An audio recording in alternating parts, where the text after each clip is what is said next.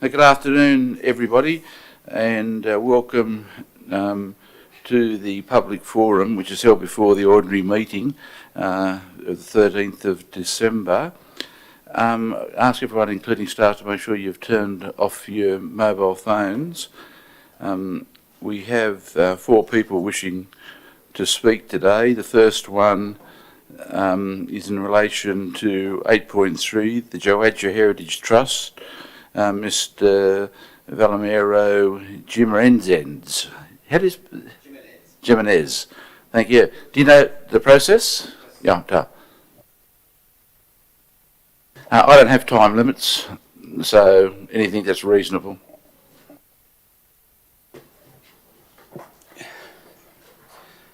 Thank you, Mr. Mayor. Thank you all. Look, frankly, we weren't going to say anything today, but I think we owe it to the tremendous effort made by council staff over the past well over a year in getting to this point, to a point where we can put this on the table. Elisa, my wife over here, and I own Joadja, but we don't own the heritage, and never claim to, never will. It's owned by everyone here and everyone in the Shire here, and in fact everyone in Australia. Joadja is complex. There are 29 points of interest in Joadja over 718 acres on the property. It's complex, it needn't be, and the purpose of a CMP is to clarify many of these complexities, providing a roadmap, a way forward, so that we can all manage the heritage, both natural, cultural, and Indigenous for that matter, going forward. It's cost prohibitive for us to do it. This will give us opportunities to apply for things like grants. Also, any work that has to be done at Joadja, we can't do it as much as we'd like to get our hands dirty right now. We can't, and nor should we. We have to do it with care, with respect. And again, this CMP will give us all of that, not only highlighting opportunities, but also certainly constraints. I said that I'd keep it brief. That's pretty much all I wanted to say. Thank you again, the Council, for allowing us to get to this point, and we're very excited to move forward. Thank you. The second one is in relation to 9.4, Customer Experience Standards and Charter, post-exhibition. Mr. Fitzpatrick.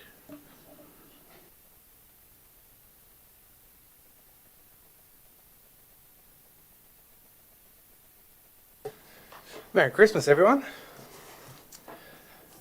Today I'm here to express my opposition to item 9.4. My concerns are mainly focused on 2 key elements of the report: the proposed 150-day DA turnaround times and the 20-day timeline for construction certificates. But first of all, are the Council aware that no responses were made to the objectives in this report? Excuse me, can I just slow down a bit? Sorry. There's no time limit, so just take your time. It's not too long. Actually, sorry, I should say the agenda was wrong. I should have prefaced with that. So the agenda, I think I was talking to George. I don't know if he's here. It was a 2-part community consultation, and only the first part's in it, not the second part.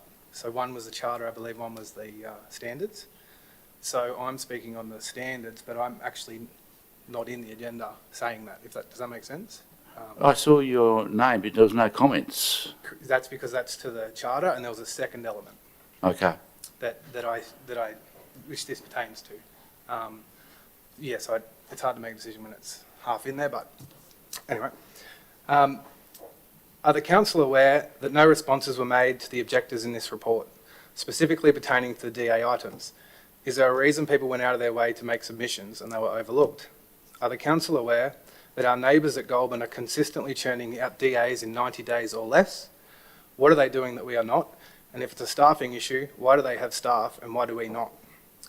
Why are we aiming for a 150-day benchmark when we already deliver DAs in 120 days? This target not only lacks ambition, but seems to be an easily attainable goal rather than a significant improvement.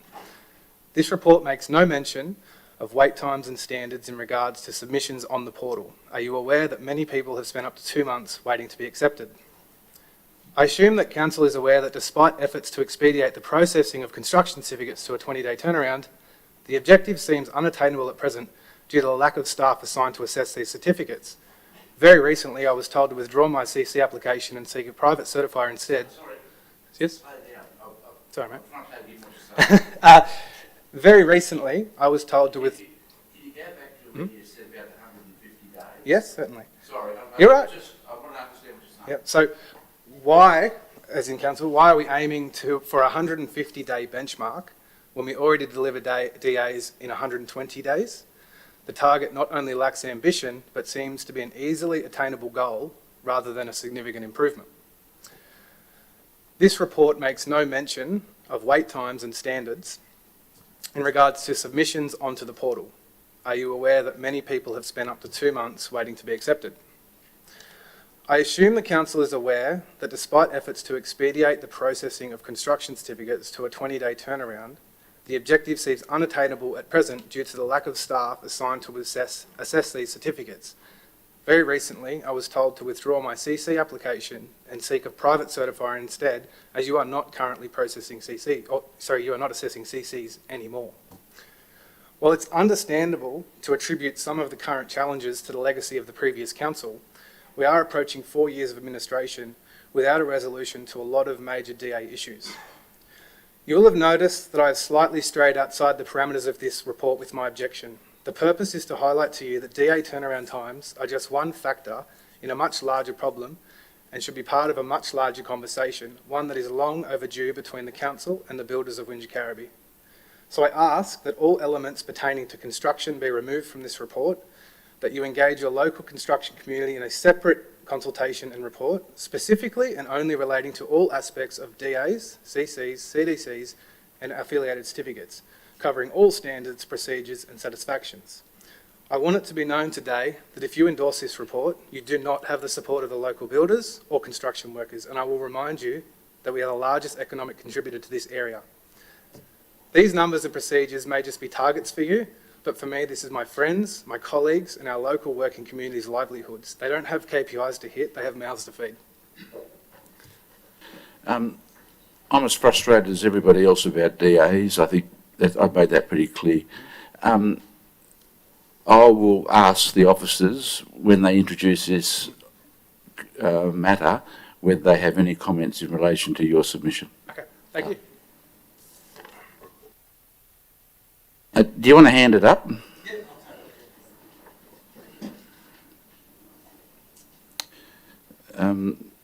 Next one is 9.16 Southern Highlands Bridge Club, Mr. Stephen Babylon.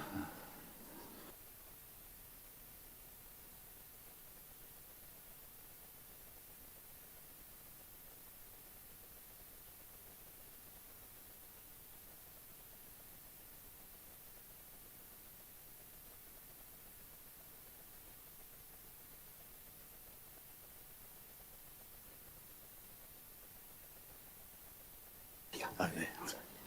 Sorry. Okay. Sure. Okay. Well, first of all, thanks for allowing us to speak to the council meeting. This has been going on for a while, as you're aware. So, just some background. First of all, after the Southern Highlands Bridge Club is a club that has approximately 130 members and runs 3 bridge sessions and 3 or 4 teaching sessions every week, and struggles to do this out of East Barrel Community Centre, which is not a built-for-purpose facility. So after 10 years of searching for a home base, Southern Highlands Bridge Club had reached an agreement with the previous council through which a suitable area of land was offered and a loan of $470,000 from council to assist with building was approved. So many challenges were overcome, including the need to build a car park considered larger than was necessary, provision of drainage pits needed because of the larger car park, compliance with heritage requirements, building colour, landscaping, and provision for a footpath which really didn't go anywhere. This, together with the architect's plans, a multitude of meetings with builders and council, took up hundreds of hours provided by voluntary, well-meaning citizens. On the 8th of December 21, the administrator declined to honour the loan agreement and committed council to finding alternative accommodation for the Bridge Club. Following this, the council did not make any contact with the Bridge Club.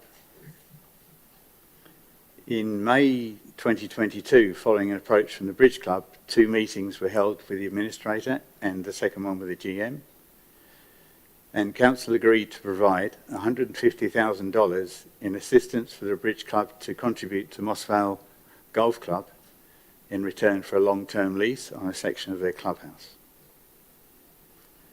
In September this year, Moss Vale Golf Club eventually advised that after much consideration and following engineering advice, renovation of the clubhouse was not financially viable and they did not intend to proceed with it.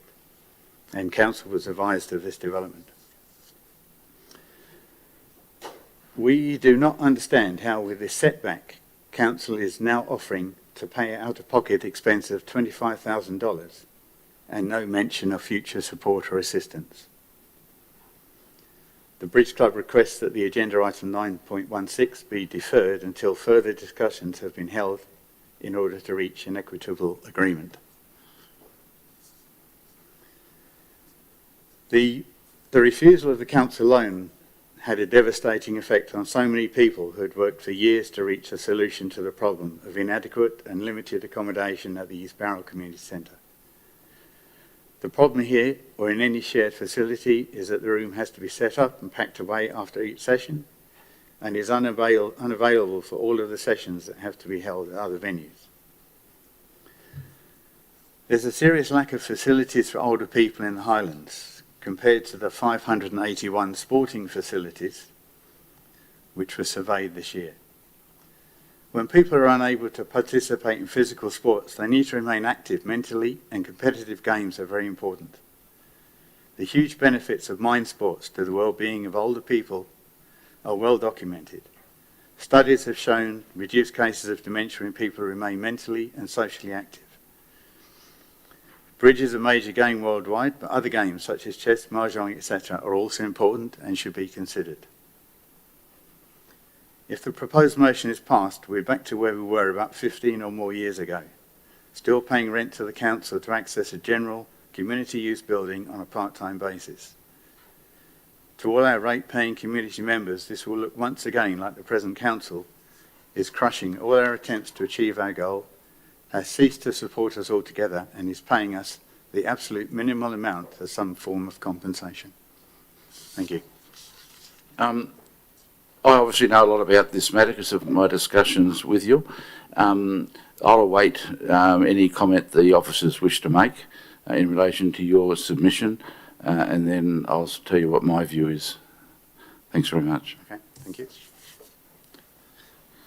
And the final one is in relation to the Sutton Forest Sand Quarry, which was a late matter put out on Monday.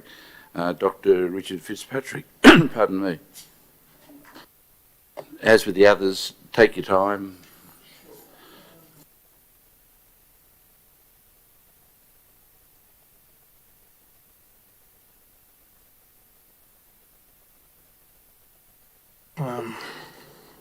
Could you see advance?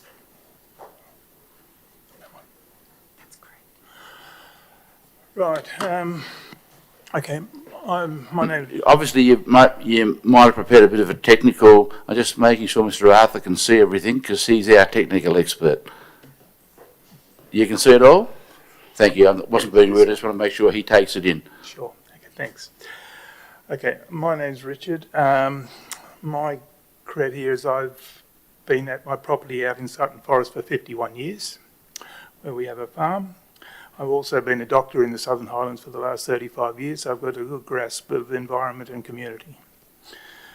The mine site, which is drawn up there, is basically the old Bridgewater farm, and as you can see, it's going to be on a part of land that's half pastoral land, half undisturbed bushland. And the plan is quite simple. Sorry, I have to read this, but so the plan is quite simple. They want to clear the land, mine the sandstone. That will be in the bushed part of the property. Then they, on the cleared pastoral part, they will be crushing it into sand, trucking it out, trucking in waste material and filling the hole. There's some anomalies in the numbers they quote. They say in this last revision that the pit footprint has come down from 46 to 34 hectares and the depth has been reduced. It's still well into the aquifer though. And if you calculate that out, that means they're reducing the volume of the pit by 45%, yet exactly the same yield is coming out of it. So they've either got their numbers wrong there or they've got their economics wrong. So as you can see, it's a big activity, 24 hours a day for 30 years that they're proposing. I want to talk about the community, but I'll just mention the wildlife community first.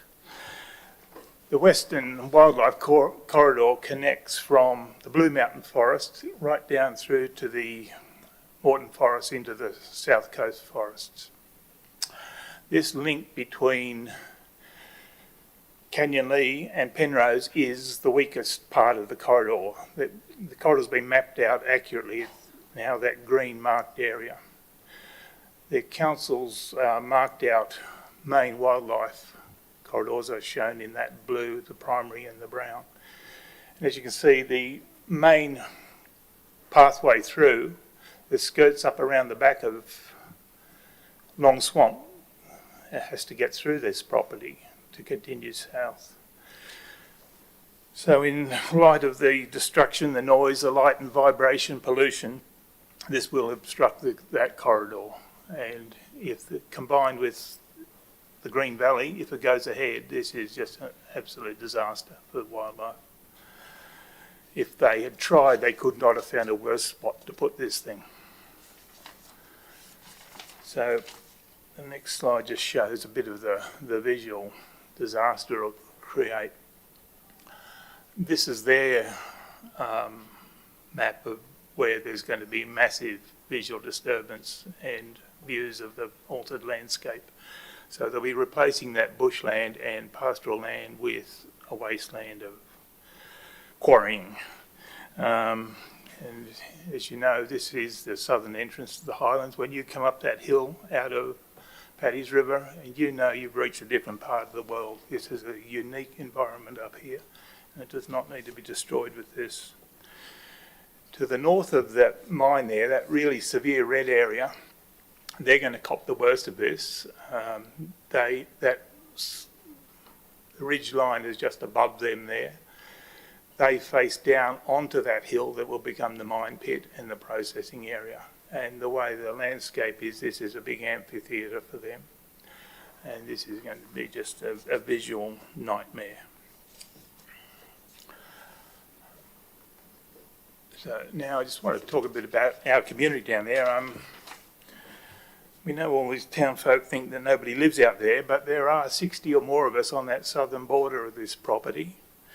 We hanging rockers, as we call ourselves. There's many families. There's 10 children. We're expecting 2 more. Retirees, mostly professional people, still working, maintaining their properties as well. We're also very ecologically minded. Between us, we put thousands of new trees in trying to re-establish that corridor. You can see there we've got our fabulous church there. It draws huge crowds. It has an international reputation. We're quite proud of that. We've got eco-tourism spots. We've got health centres. We've got the best water in the state. That's why Coca-Cola gets its Mount Franklin from there. And Apologies to any Mundanooners who might be here. And my farm is at the southern border there as well, where we grow flowers and have for a long, long time. And we irrigate it with Mount Franklin water, really. Those recent subdivisions to the north, where I marked the black lines and put houses on there, they're actually just building sites at the moment. They've started construction. They haven't moved in.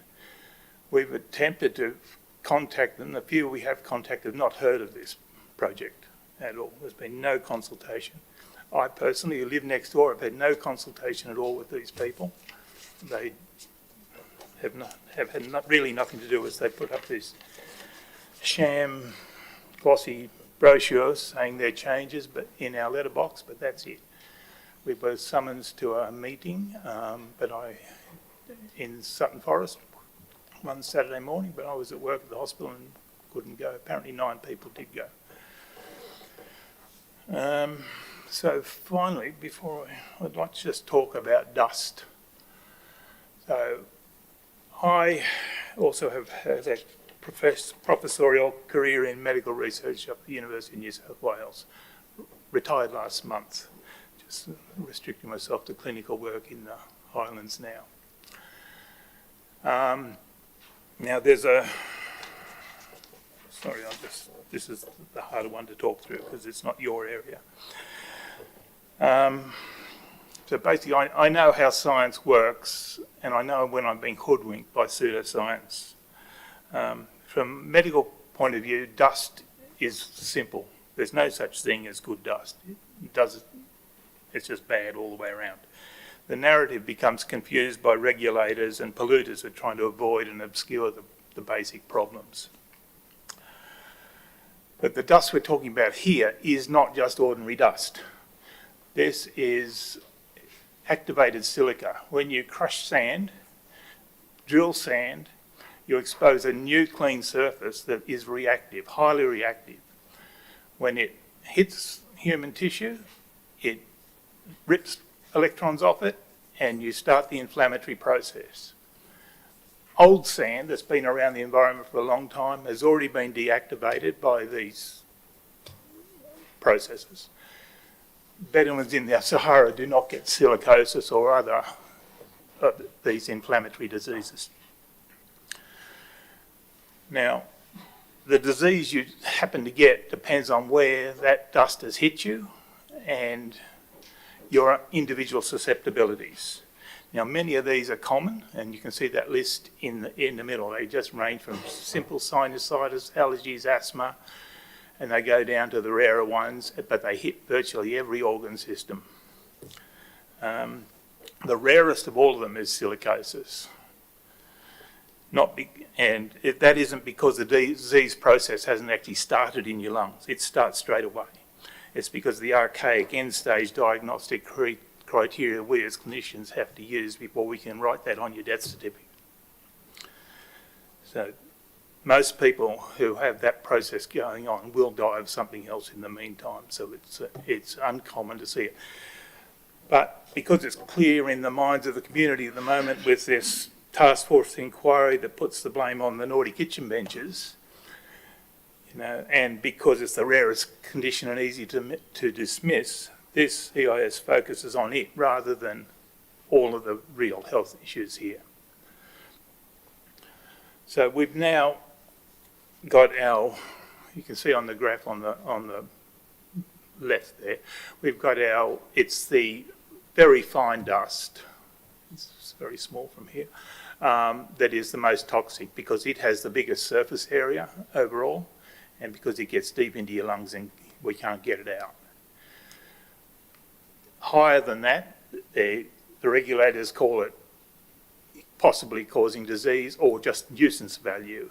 It'll make your windows dirty, but that's not the case. All dust, particularly this silica dust, is toxic, and this dust is 25 times more toxic than unactivated silica dust.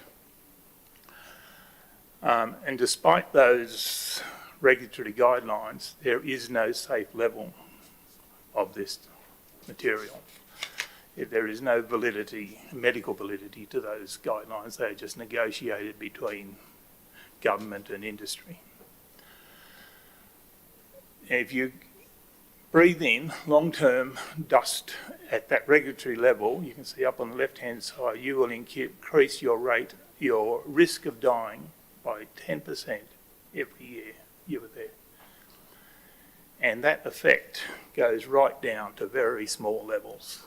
We can, in the bottom right is data I presented to the Task Diseases Task Force, and you can see that line of the incidence of disease goes right down to the origin. It doesn't matter how low you go, and for most of those diseases, where you go into that very small levels of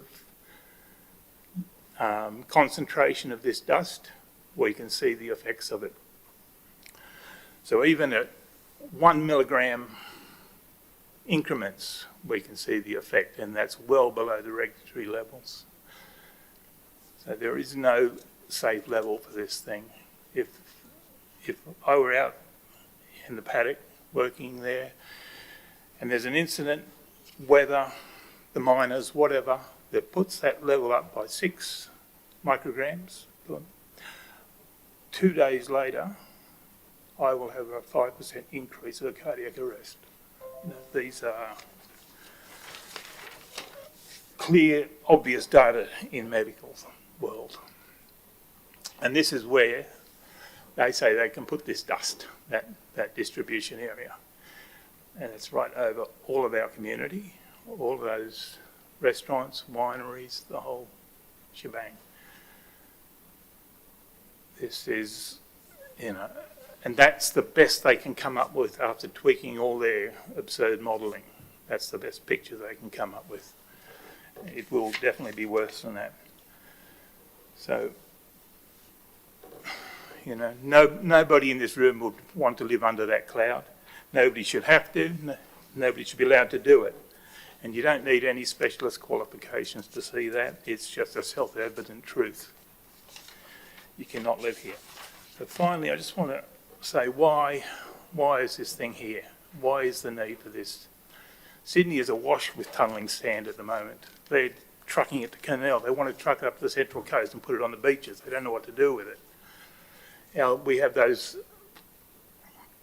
local untapped massive reserves below, down, and they're of equal size to that. I hope they don't never go ahead. But down in unpopulated areas, say down in the Wingelow forests, there's massive amounts of this material and nobody lives there. So why here?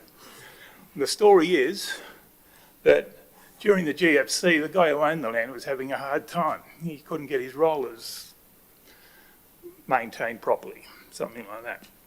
He had a miner visit. Can I just say, this is being recorded. Okay. So Not mentioning your name. yeah. Look, it's your business, not mine. But Yeah. just Okay. No, I know the guy well. He's a good friend.